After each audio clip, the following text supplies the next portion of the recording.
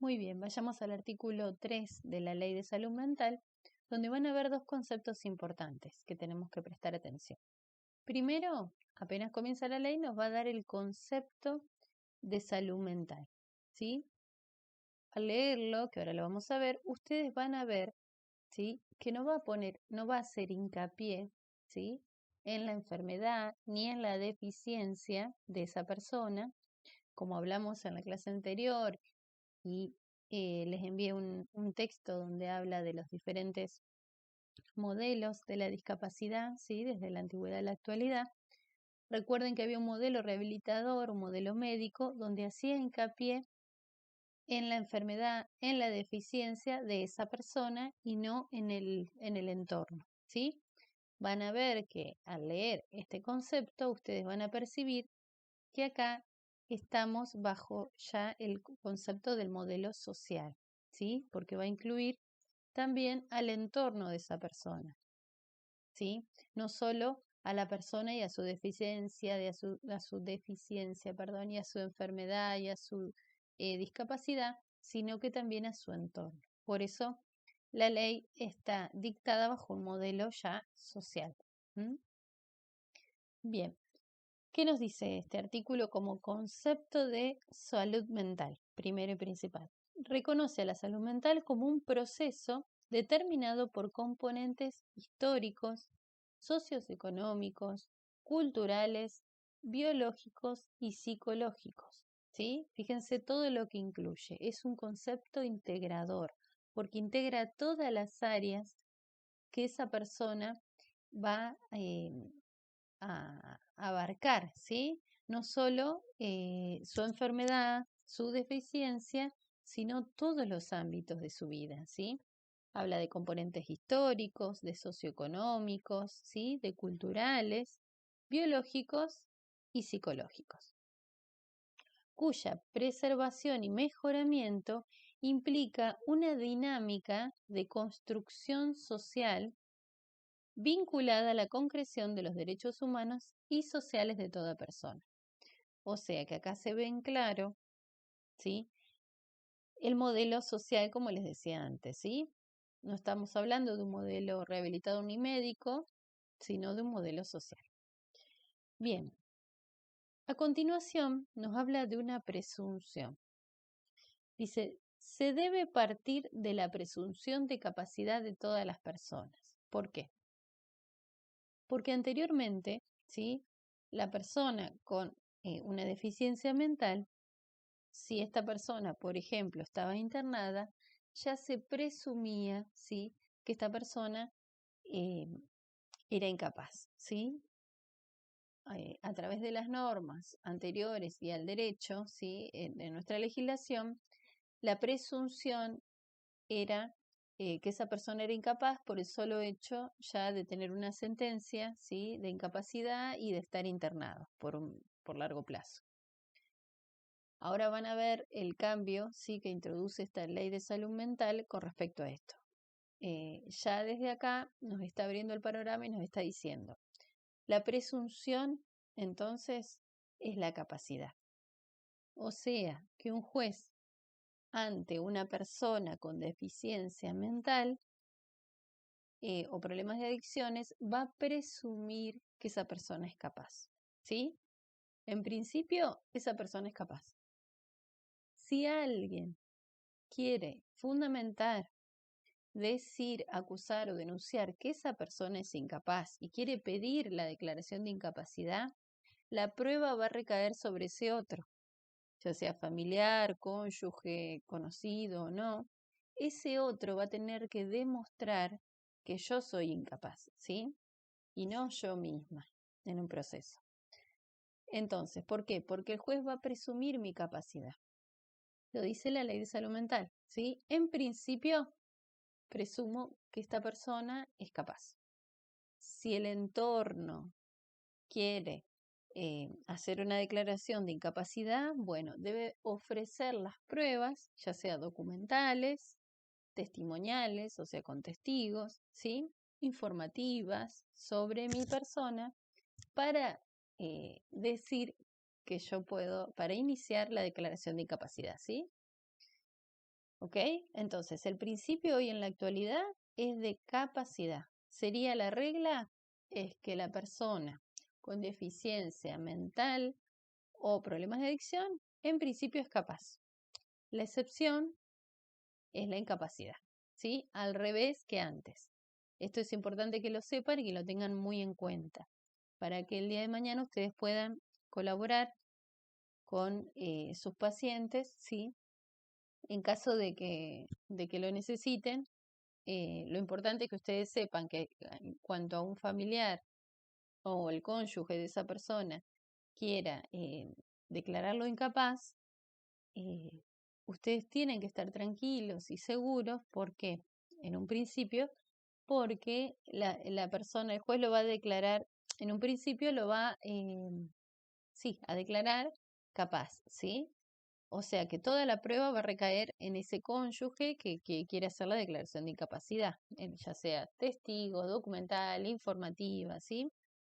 Si esa persona tiene testigos de que su paciente es incapaz, de que no sabe manejar el dinero, de que despilfarró el dinero, de que hizo negocios donde perdió bienes, donde realizó algún tipo de hurto, robo, eh, si, si el otro demuestra que yo hice todo eso, quizás el juez, después de todo el proceso, puede determinar mi incapacidad, ¿sí? Pero en principio recuerden siempre que esa persona es capaz. Bien. Después nos dice, en ningún caso puede hacerse diagnóstico en el campo de la salud mental sobre la base exclusiva de estatus político, socioeconómico, pertenencia a un grupo cultural, racial o religioso, demandas familiares, laborales, falta de conformidad o adecuación con valores morales, sociales, culturales, políticos o creencias religiosas prevalecientes en la comunidad donde vive la persona, elección o identidad sexual, la mera existencia de antecedentes o tratamientos u hospitalización.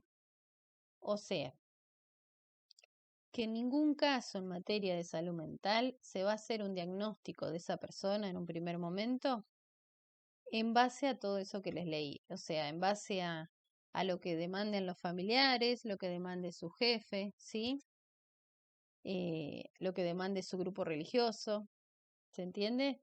Ni a su estatus social, eh, ni al estatus socioeconómico que tenga, ¿sí? Ni tampoco la elección o la identidad sexual, ¿está? Y menos que menos porque ya yo, por ejemplo, ya estuve internada, ¿sí?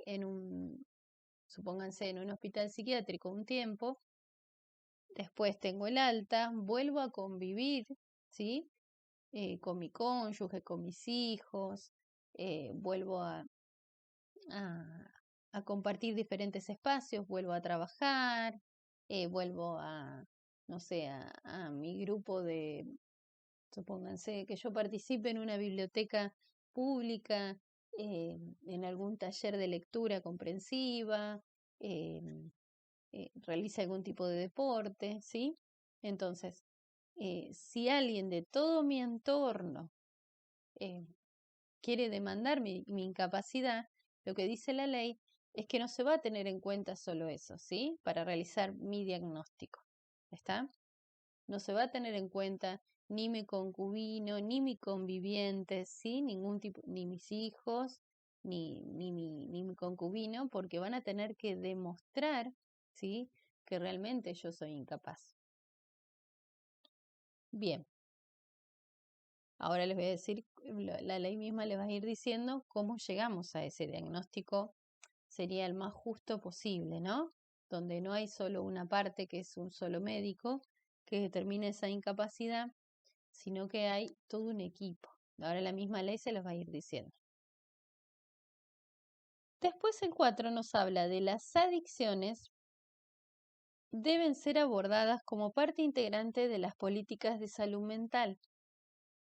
Las personas con uso problemático de drogas, legales e ilegales, tienen todos los derechos y garantías que se establecen en la presente ley en su relación con los servicios de salud.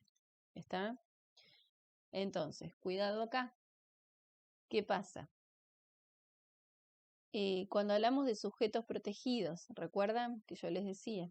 En cada ley tenemos que ir analizando cuáles son los sujetos protegidos. Bien, en principio, ¿qué nos dice el primer artículo? El sujeto protegido dice, esta ley tiene por objeto asegurar el derecho a la protección de la salud mental de todas las personas y el pleno goce de los derechos humanos de aquellas con padecimiento mental, ¿sí? Entonces, esta ley va a tener dos sujetos protegidos. Primero, a todas las personas con padecimiento mental. Segundo, a todas las personas con uso problemático de drogas, ¿sí? Ya sea legales o ilegales. En general, a todas las personas con uso problemático de drogas con relación a los servicios de salud, o sea, todas las prestaciones de salud que va a establecer esta ley, ¿está? Entonces, ahí van a encontrar dos sujetos protegidos, ¿sí? Ya tenemos el objeto, ya tenemos el ámbito de aplicación y ya tenemos el sujeto protegido. Bien, vamos a continuar con el artículo 5, que nos habla del diagnóstico, ¿sí? ¿Qué nos dice? La existencia de diagnóstico en el campo de la salud mental no autoriza en ningún caso a presumir riesgo de daño o incapacidad, lo que solo puede deducirse a partir de una evaluación interdisciplinaria de cada situación particular en un momento determinado. ¿Por qué hay que tener en cuenta el artículo 5? ¿Qué nos dice? Que por el solo hecho de, yo siempre me pongo de ejemplo yo para que ustedes lo entiendan. Por el solo hecho de que yo tenga un diagnóstico de algún tipo de trastorno mental, no se me ocurre qué puede ser, pero, no sé, por ejemplo, esquizofrenia, ¿sí? Ese diagnóstico no pueden presumir, ¿sí? No hace, ¿sí? No, o sea, no tiene como relación ni como consecuencia que yo vaya a producir un daño o de que sea incapaz. Eso nos dice el 5, ¿sí? Que por el solo hecho de tener un diagnóstico con un trastorno mental o un problema de adicción, no va a significar que puedo llegar a ser, a resultar, ocasionar un daño, ¿sí? Un perjuicio a mí o a terceros, o a ser incapaz porque tenga determinado trastorno mental. ¿Está? ¿Sí? Eso lo va a determinar una evaluación interdisciplinaria. Bien, acá entra a jugar el equipo interdisciplinario. ¿Qué es esto del equipo interdisciplinario? Antes existía simplemente un diagnóstico de un médico psiquiatra, ¿sí? Bien, ahora ustedes van a ver a lo largo de la lectura de la ley que va a incluir otros profesionales, ¿sí? No solo el psiquiatra, sino que va a tener otros profesionales que van a tener que evaluar y dictaminar de acuerdo a una evaluación en conjunto, una evaluación integradora, donde se va a ver toda la persona, ¿sí? Y todo su vida, su entorno, ¿sí? Su trabajo, su familia, sus amigos, sus actividades. Van a evaluar todo y en base a eso van a hacer un dictamen interdisciplinario. ¿Por qué interdisciplinario? Porque intervienen varios profesionales. Bien, después el 6 nos habla del ámbito de aplicación de nuevo, ¿sí? Pero con respecto a los efectores de salud, ¿sí?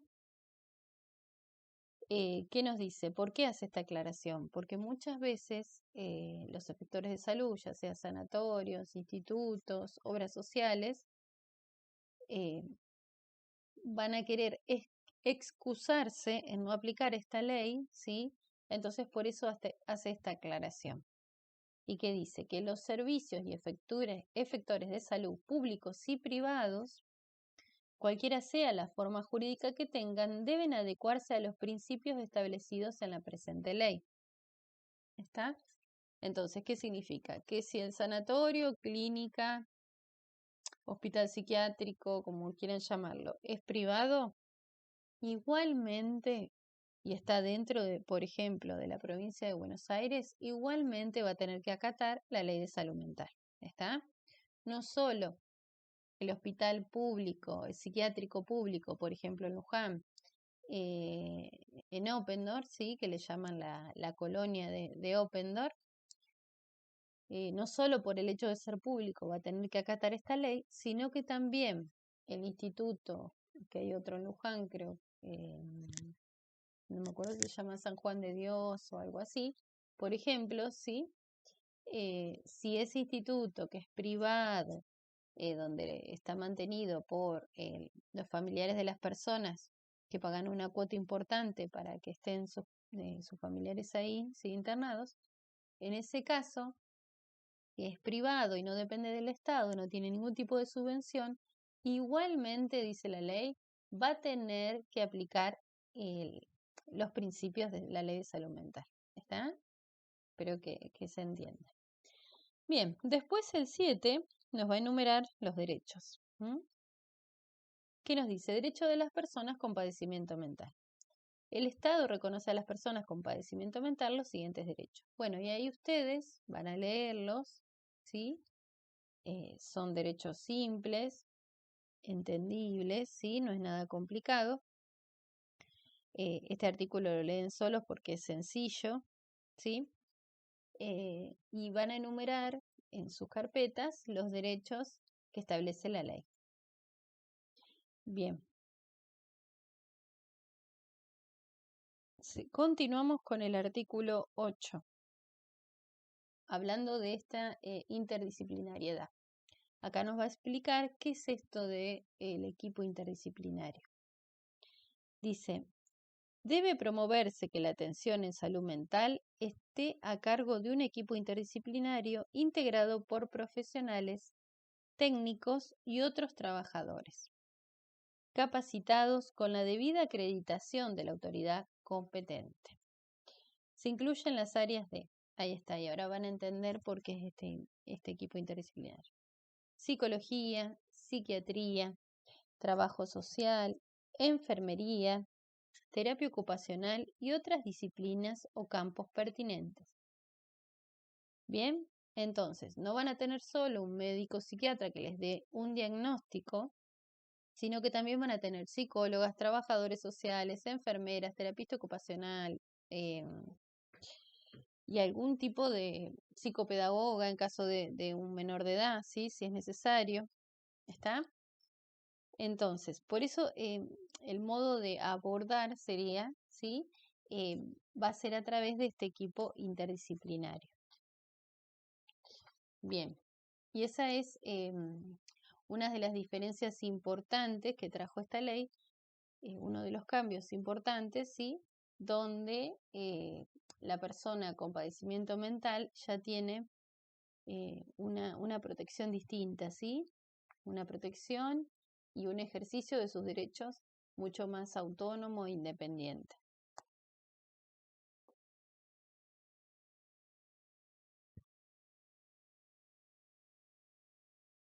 Bien, el 9 dice, el proceso de atención, esto es para el caso de que, por ejemplo, tengamos un paciente, ¿sí? Un paciente nuestro que estemos acompañando en una, por ejemplo, en la colonia de Oppendorf, donde pueden ir acompañantes, trabajan, ¿sí? AT particulares dentro de la colonia, que están supervisados por una terapista ocupacional. Supónganse que ustedes están trabajando ahí, ¿sí? Dice el artículo 9, el proceso de atención debe realizarse preferentemente fuera del ámbito de internación hospitalario y en el marco de un abordaje interdisciplinario e intersectorial basado en los principios de la atención primaria de la salud. Se orientará al reforzamiento, restitución o promoción de los lazos sociales. Bien, ¿qué nos está diciendo acá? Que el proceso de atención de esa persona que está internada, ¿sí? En donde lo va a evaluar ese equipo, nos dice que ese equipo interdisciplinario no tiene que pertenecer para nada al hospital donde está internado. ¿sí? O sea, ahí ustedes van a poder colaborar mucho en conseguir otro tipo de informes de otros profesionales, ¿sí? Que no sean los mismos del hospital. Y que tampoco ustedes como ATE permitan que para el caso de una declaración de incapacidad se los evalúe con ese equipo de ese hospital. ¿Está? Esto es importante que ustedes lo sepan. Bien, dice el 10. Hablamos acá del consentimiento informado. Bien, es otro concepto importante que nos lleva al el artículo 10, que dice, por principio, rige el consentimiento informado para todo tipo de intervenciones, con las únicas excepciones y garantías establecidas en la ley. Las personas con discapacidad tienen derecho a recibir la información a través de medios y tecnologías adecuadas para su comprensión. O sea, ¿qué nos está diciendo acá? Que la persona, ¿sí? Estamos hablando de una persona con discapacidad, con trastorno mental. Esa persona va a tener que dar el consentimiento, ¿sí? O sea, tiene que dar su sí a determinada intervención, a determinado profesional, a determinado tratamiento que se le va a aplicar, ¿sí? A determinado cambio de medicación, ¿ok? Entonces, ¿cómo tiene que ser ese consentimiento? ¿Qué nos dice la ley? Informado. No basta que a esa persona se le pregunte si por sí o por no, y ella, como no sabe y no entiende, conteste que sí, ¿sí? Sino que donde está internada o el profesional que la esté atendiendo debe explicarle, ¿sí? De forma detallada qué es lo que se le va a hacer, cuál es el tratamiento que se le va a aplicar, ¿sí? ¿En qué se basa este cambio de medicación? ¿Bajo qué criterio realiza el cambio de medicación? ¿Por qué? ¿El para qué? ¿Sí? Eh, o sea, una vez que se le explique y se le informe lo que se le va a hacer, qué tratamiento, qué cambio de medicación, em, qué actividad alternativa vamos a utilizar para esa persona, en todos esos casos, ¿sí? Tiene que ser informado el profesional que pida ese consentimiento para realizar determinado tratamiento, tiene la obligación de informarlo, ¿sí? De informárselo. O sea, que no basta solo el consentimiento, ¿sí? Sino que tiene que ser informado. Si esa persona, voy yo como abogada y a mí no me comprende, ¿sí? Porque yo no tengo las herramientas que necesita esa persona para entenderme, voy a necesitar, por ejemplo, una persona con discapacidad mental y a su vez que sea hipoacúsica, voy a necesitar un intérprete de señas para que le explique en el proceso cuáles son los pasos a seguir, ¿sí? En su proceso judicial, por ejemplo, ¿no? Pero en caso de que yo sea médica, supónganse, y esta persona sea hipoacúsica, voy a necesitar un intérprete de señas para que le explique, ¿sí? Cuál es el tratamiento que vamos a hacer con ellos, ¿sí? Bien. Vamos a ir al artículo 12, que es importante, hablando de prescripción médica. Dice, la prescripción médica solo debe responder a las necesidades fundamentales de la persona con padecimiento mental y se administrará exclusivamente con fines terapéuticos y nunca como castigo, por conveniencias de terceros o para suplir la necesidad de acompañante terapéutico o cuidados especiales. ¿Qué pasa acá? Esto era muy común, ¿sí? En la antigüedad, y no hace tanto, ¿sí? Que se medique a las personas, entonces a esa persona se terminaba durmiendo, ¿sí? En los institutos todo el tiempo la mantenían sedada y por ende dormía y postrada en una cama, y quizás no tenía que estar ahí, ¿sí? Y tenía mucho potencial por desarrollar. Quizás con una T que hubiese tenido esa persona no no hubiesen necesitado sedarla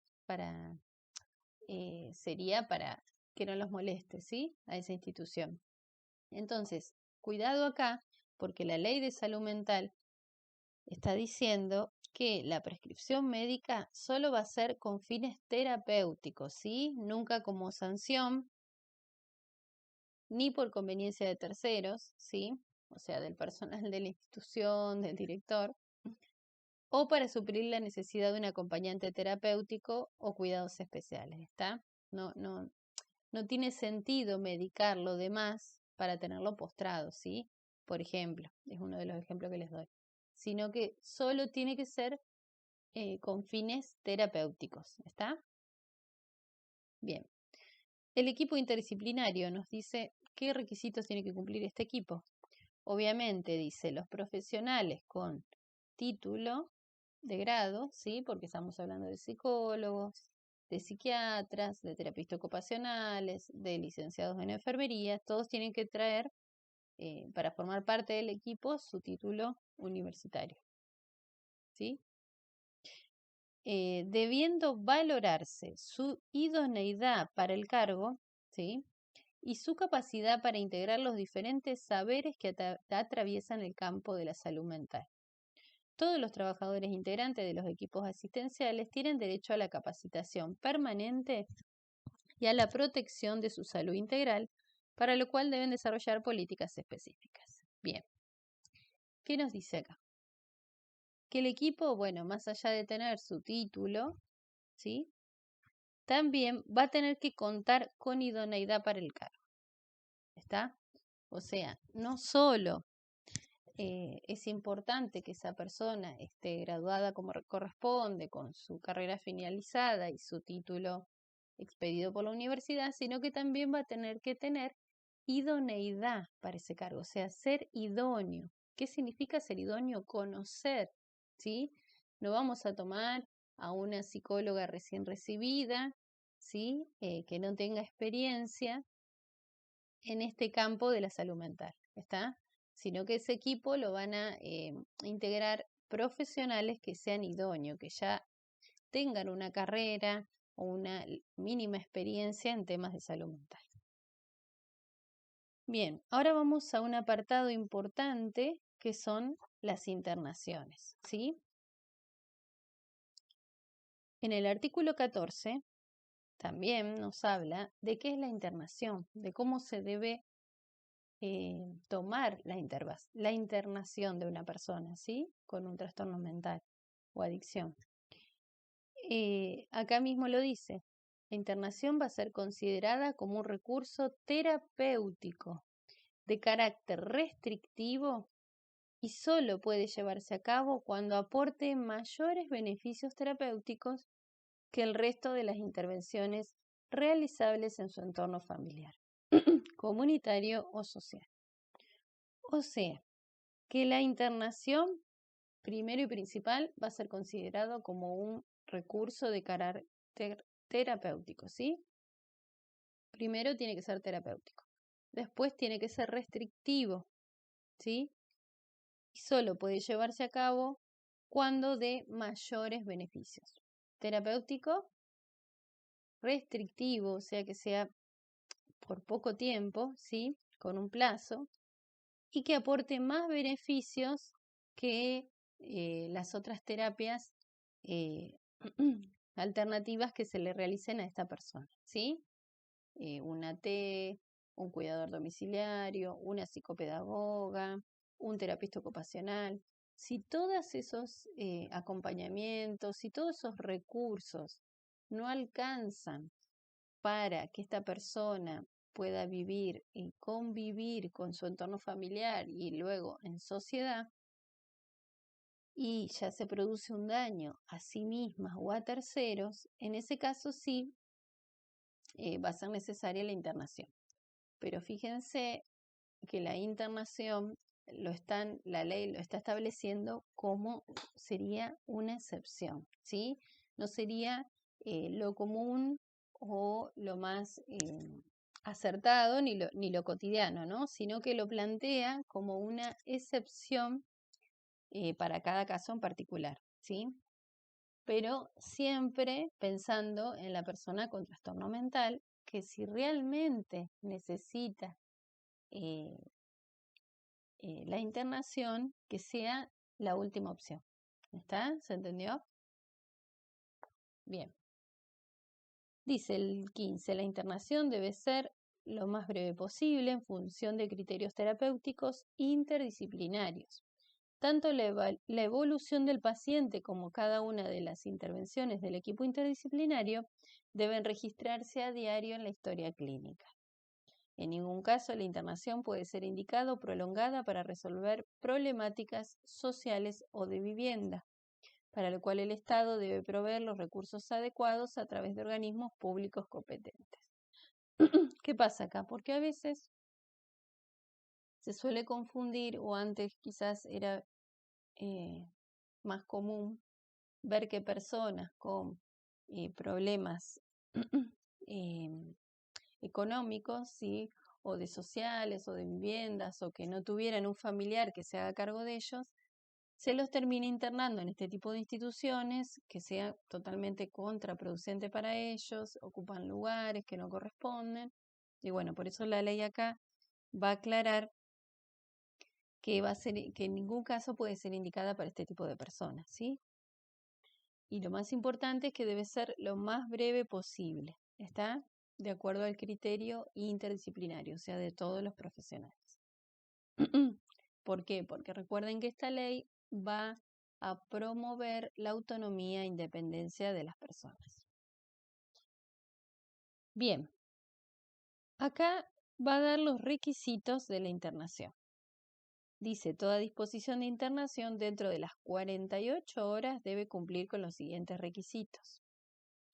Primero, evaluación, diagnóstico interdisciplinario e integral y motivos que justifican la internación, con la firma de al menos 2 profesionales del servicio asistencial donde se realice la internación, uno de los cuales debe ser necesariamente psicólogo o psiquiatra. O sea, que para internar a una persona, dentro de las 48 horas de la internación, va a haber que cumplir estos requisitos que están expresamente determinados en la ley. Primero y principal, evaluación diagnóstico, ¿sí? Esa evaluación, como tiene que ser, interdisciplinaria e integral, va a abarcar todos los aspectos de esa persona, ¿está? Y demostrar qué motivos justifican esa internación. Ese informe va a estar firmado por 2 profesionales, uno de los cuales tiene que ser psicólogo o psiquiatra. ¿Está? Bien. 2B nos dice, búsqueda de datos disponibles acerca de la identidad y de su entorno familiar. Y C, lo que hablamos, el consentimiento informado de la persona o del representante legal cuando corresponda. ¿Está? Nos vuelve a hacer hincapié en el consentimiento informado, ¿sí? Y nos explica cuándo va a ser válido ese consentimiento. Dice, solo se considera válido cuando se preste en estado de lucidez y comprensión de la situación. Y se considerará inválido si durante el transcurso de la internación dicho estado se pierde, ya sea por el estado de salud de la persona o por efecto de medicamentos o terapéuticas aplicadas. En tal caso, deberá procederse como si se tratase de una internación involuntaria. Bien. ¿Qué nos dice acá con respecto al consentimiento? Primero, que tiene que ser informado, ¿está? Ya sea de la propia persona o si esa persona no puede dar el consentimiento del representante legal de esa persona, ¿sí? ¿Cuándo va a ser válido? Cuando ese consentimiento no esté nulo, ¿sí? ¿Cuándo va a ser nulo el consentimiento? Cuando exista un vicio. Cuando ese consentimiento está viciado, ¿sí? Por dolo, por intención de internarlo, porque sí, por ejemplo, ¿sí? Cuando existe un dolo, ahí ese consentimiento se lo considera viciado, ¿no? Dice nuestra legislación. Este consentimiento entonces tiene que estar limpio, ¿sí? Debe ser claro, conciso para esa persona en particular. Y lo más importante, que la persona lo tiene que dar en estado de lucidez y comprensión, ¿sí? Y con comprensión de la situación, de lo que le van a hacer, ¿sí? De que lo van a internar, de que va a estar internado por tal plazo, en ese lugar, con visitas o no, con este tratamiento que se le va a aplicar, donde él se le informe todo, ¿sí? En ese caso, ahí el consentimiento sí va a ser válido. ¿Cuándo es inválido? Como les decía, cuando está viciado, ¿sí? Cuando existe algún vicio del consentimiento. ¿Está? Puede ser por error, puede ser por dolo, o sea, la intención de ocasionar un daño. Hay un familiar o alguien de su entorno que lo quiere internar porque sí, sin motivo, ¿sí? O por omisión, ¿sí? Error, dolo u omisión pueden viciar el consentimiento. En este caso, dice la ley, se va a considerar inválido si durante el transcurso de la internación el estado de lucidez y comprensión de la internación se pierde, ¿sí? Ya sea por el estado de salud de la persona o por efectos de medicamentos o terapéuticas aplicadas, ¿está? Si esa persona está bajo los efectos de un medicamento fuerte, ¿sí? Está totalmente dopada y obviamente que va a decir que sí a todo, entonces ese consentimiento va a estar viciado, ¿sí? Porque esa persona no estaba en su máximo grado de lucidez. ¿Mm? Eso no está queriendo decir la ley. Bien. El 17 nos va a decir, en los casos en que la persona no estuviese acompañada por familiares o se desconoce su identidad, la institución que realiza la internación en colaboración con los organismos públicos que corresponden debe realizar las averiguaciones tendientes a conseguir datos de los familiares, ¿sí? O lazos afectivos que la persona tuviese o indicase o esclarecer su identidad a fin de propiciar su retorno al marco familiar y comunitario lo antes posible.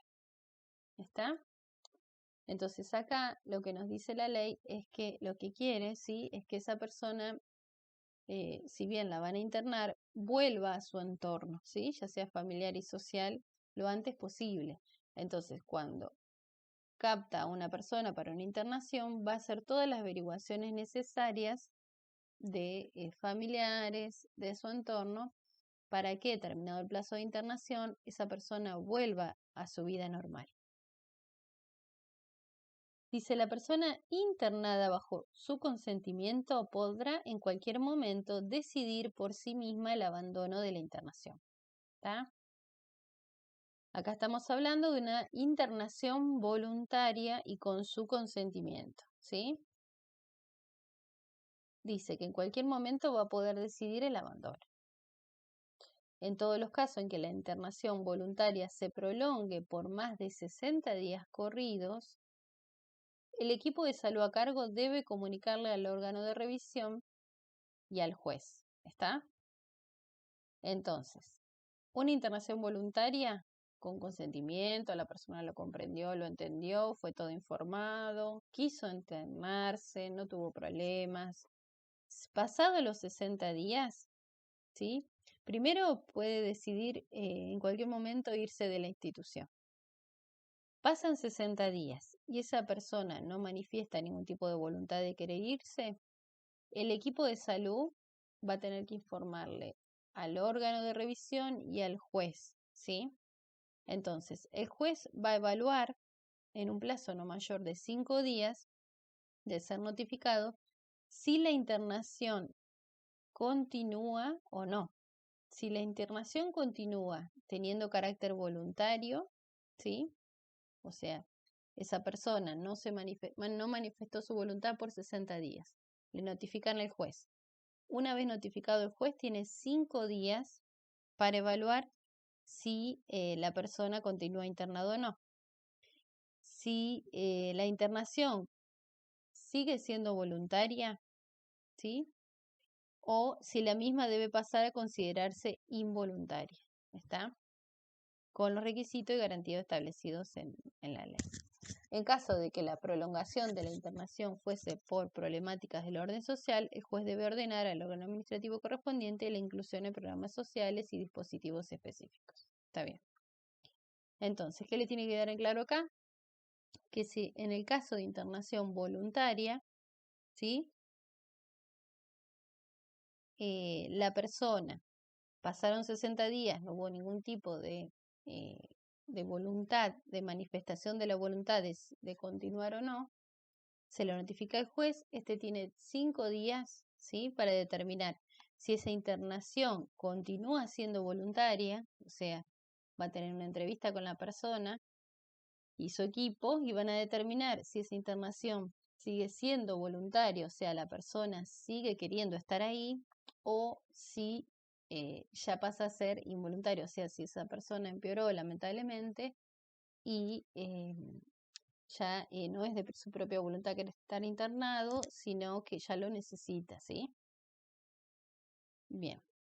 El consentimiento obtenido o mantenido con dolo debidamente comprobado por autoridad judicial o el incumplimiento de la obligación de informar harán pasible al profesional responsable y al director de la institución de las acciones civiles y penales que correspondan. Cuidado con los vicios del consentimiento, como les decía. Si ese consentimiento está viciado, ¿sí?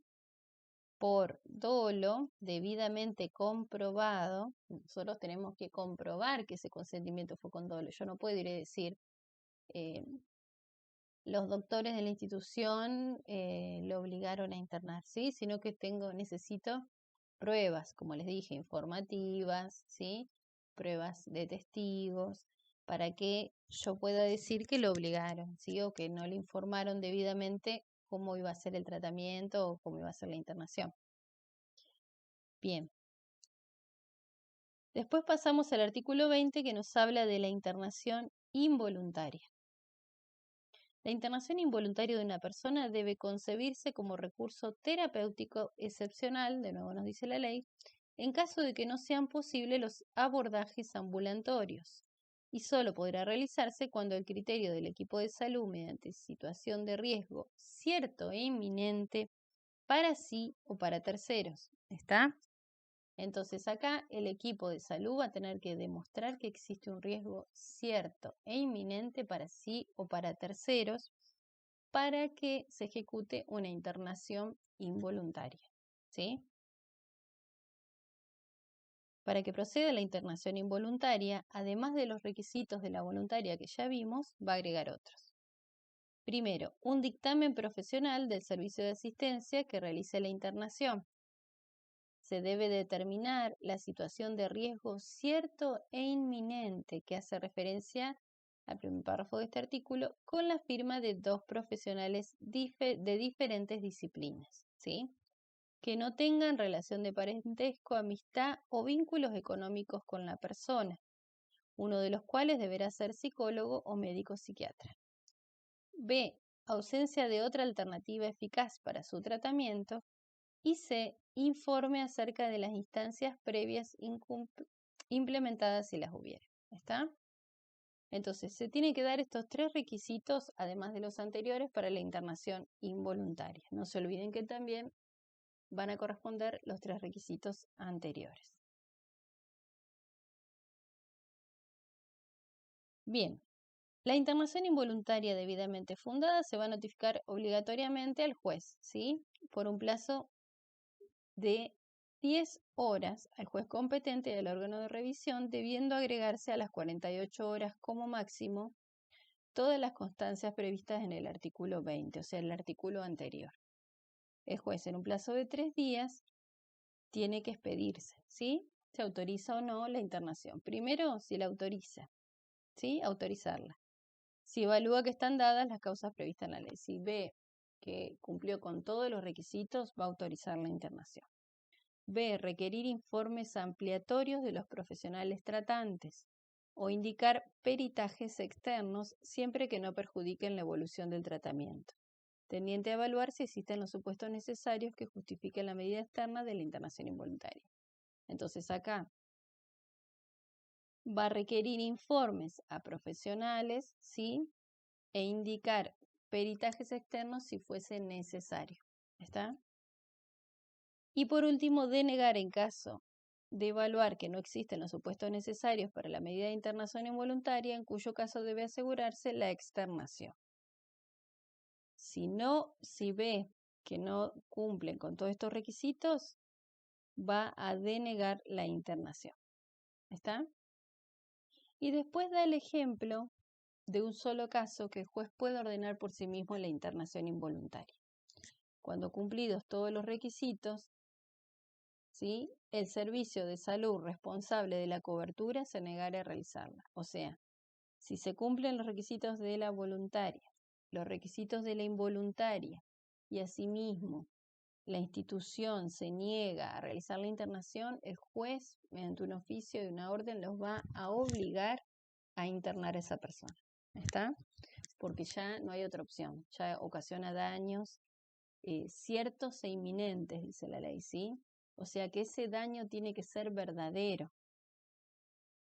E inminente, ¿qué significa? Que está latente, ¿sí? Que ese daño esté latente ahí, que esa persona en cualquier momento va a ocasionar ese daño y va a producir un perjuicio a terceros, ¿está?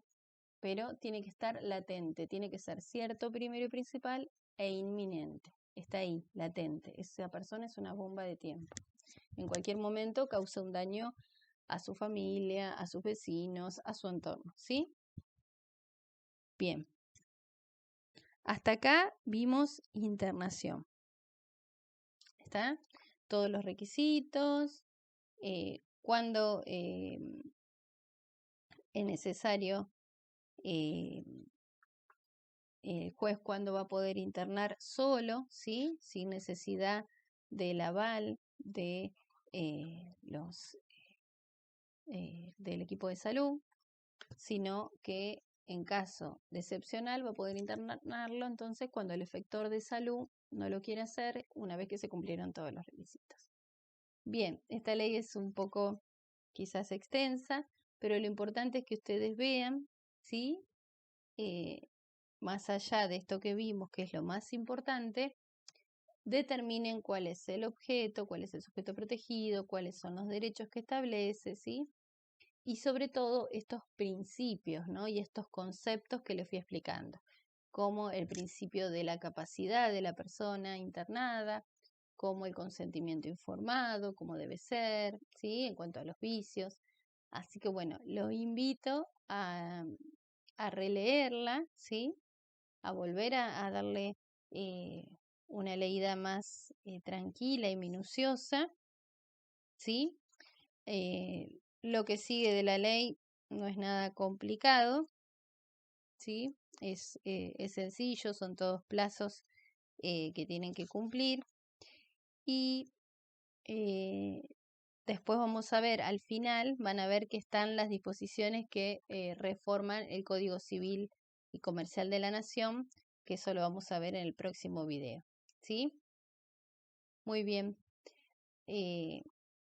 Ahora sí, terminamos con la ley de salud mental y vamos a pasar, una vez que termine este video, a el Código Civil y Comercial de la Nación, que lo tienen en el anillado que les pasé en la clase anterior.